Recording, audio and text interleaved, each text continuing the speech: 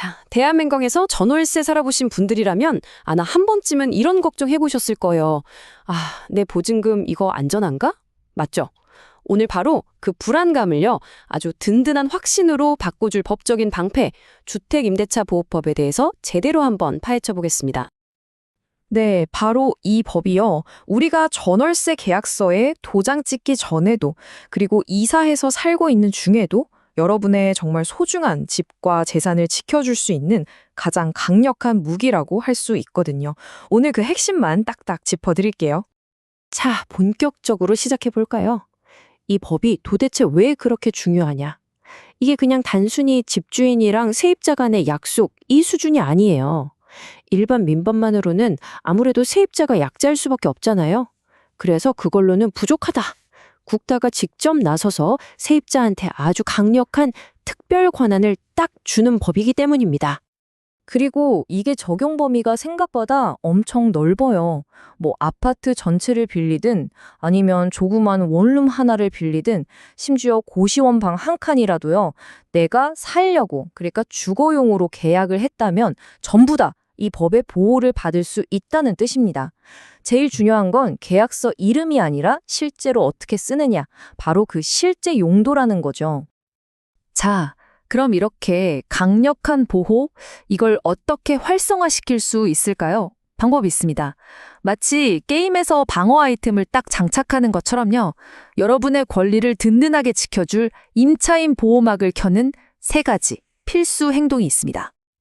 이 세 단계는 진짜 너무너무 중요하니까 꼭 기억하셔야 돼요. 자, 첫째, 이사해서 집을 넘겨받는 것. 이걸 주택의 인도라고 하고요. 둘째, 곧바로 주민센터 달려가서 저 여기로 이사 왔어요 하고 알리는 전입신고. 그리고 마지막 셋째, 계약서 들고 가서 확정일자 도장을 쾅 받는 겁니다. 이 세 가지를 다 마치는 바로 그 순간, 여러분의 보증금이랑 거주권에 아주 강력한 법적 보호막이 탁 씌워지는 거예요. 그 중에서도 이 대항력이라는 게 정말 중요한데요. 이게 뭐냐면 아주 간단해요. 집주인이 바뀌어도 나는 계약 기간 동안 못 나갑니다 라고 당당하게 주장할 수 있는 힘이에요. 집이 다른 사람한테 팔리던 말든 새로운 집주인은 그냥 여러분과의 계약을 그대로 물려받아야 되는 겁니다. 무조건요. 그리고 이게 바로 우리가 그 확정일자를 절대, 네버 빼먹으면 안 되는 이유입니다. 왜냐? 혹시라도, 정말 혹시라도 집이 경매에 넘어가는 그런 최악의 상황이 생기면요. 다른 채권자들, 그러니까 다른 빚쟁이들보다 먼저 내 보증금을 돌려받을 수 있는 권리거든요. 말 그대로 VIP 새치기 티켓을 손에 쥐는 거나 마찬가지인 거죠. 자, 이렇게 내 소중한 보증금을 지킬 방법을 알았어요. 그럼 다음으로 중요한 게 뭘까요? 바로 얼마나 안정적으로 머무를 수 있는가 하는 권리겠죠? 이 법이 여러분의 거주 기간을 또 어떻게 든든하게 보장하는지 그것도 한번 살펴보겠습니다. 이거는요, 어떻게 보면 세입자한테만 유리한 아주 특별한 조항이에요. 잘 들어보세요. 예를 들어서 집주인이랑 1년 계약을 했어요. 그래도 세입자는 저 그냥 2년 꽉 채워서 살래요 라고 주장할 수 있습니다. 그런데 반대로 세입자가 저는 그냥 계약대로 1년만 살고 나갈래요 하면 그것도 가능해요. 그러니까 선택권이 오직 세입자한테만 있는 거죠. 엄청나죠? 이 기간을 저는 침묵의 기간이라고 부르고 싶은데요. 이 정해진 기간 동안 집주인도 세입자도 서로 아무 말이 없어요. 그럼 어떻게 될까요? 법이 이렇게 해석하는 겁니다. 두 분 다 지금 조건이 마음에 드시는구나. 이대로 2년 더 연장. 하고 자동으로 계약을 연장시켜주는 거죠. 이걸 좀 어려운 말로 묵시적 갱신이라고 부릅니다. 그리고 여기에 정말 막강한 권리가 하나 더 있습니다. 바로 계약 갱신 요구권인데요. 기본 2년을 살고 나서 세입자가 딱 한 번 저 2년 더 살겠습니다 라고 요구할 수 있는 권리예요. 그러면 집주인은요, 법에서 정해놓은 아주 예외적인 이유가 아니면 이걸 절대 거절할 수가 없어요. 뭐 예를 들면 집주인 본인이나 부모님, 자녀가 내가 직접 들어와 살겠다고 하거나 아니면 세입자가 월세를 2번 이상 밀렸거나 하는 그런 경우가 아니면요.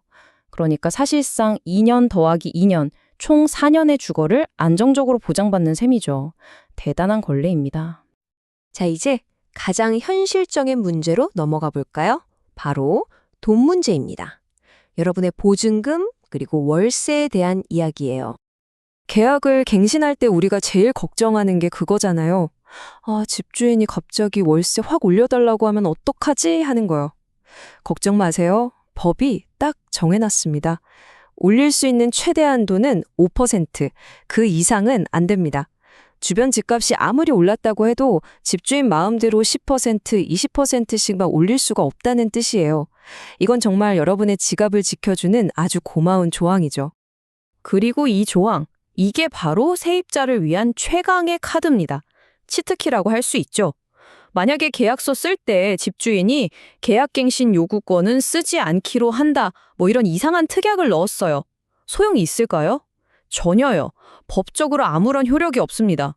왜냐하면 이 법은 계약서보다 더 위에 있거든요. 그래서 세입자한테 불리한 조항은 그냥 이건 무효구나 하고 없는 셈 치시면 됩니다. 하지만 뭐 이론은 이론이고 현실은 또 다르잖아요. 만약에 집주인이랑 말이 정말 안 통해서 갈등이 생겼다. 그럼 어떻게 해야 할까요? 그렇다고 무작정 소송부터 갈 순 없잖아요. 다행히 법이 이런 경우를 대비해서 공식적인 해결 창구를 딱 마련해뒀습니다.